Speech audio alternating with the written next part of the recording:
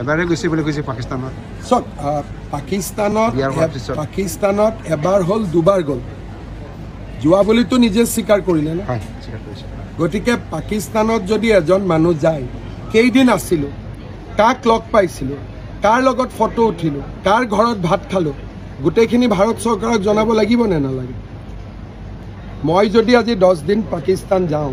কিজানি পাকিস্তানত মই কি কামত গ'লোঁ কোনে মোক ৰিচিভ কৰিলে কাৰ লগত থাকিলোঁ যদি মই দুদিনো পাকিস্তানত যাওঁ জীৱনভৰ মই পাকিস্তানৰ ব্লেকমেইলিঙত থাকিম পাকিস্তানে যি কয় তাকে শুনিব লাগিব নহ'লে কম ফটোখন ৰিলিজ কৰি দিম ভিডিঅ' ৰিলিজ কৰি দিম তেতিয়া কি হ'ব আজি মই পাকিস্তান গ'লোঁ 3 দিন কাকো কোৱা নাই মই আহিলোঁ তাত মোৰ ফটো নাথাকিব তেওঁলোকে মোৰ ভিডিঅ' নাৰাখিব মই কাৰ লগত বহিলোঁ আৰ্মিৰ লগত বহিলোঁ ISIৰ লগত বহিলোঁ কাৰ লগত বহিলোঁ তাৰপিছত কি ক'ব যে তুমি অসমৰ মুখ্যমন্ত্ৰী বা প্ৰধানমন্ত্ৰী বা আমি যি ক'ম তাৰ মতে তুমি চলি থাকিব লাগিব সেইটোতো আৰু ডেঞ্জাৰাছ তেতিয়া টুইটাৰ আছিল নে নাই ফেচবুক আছিল নে নাই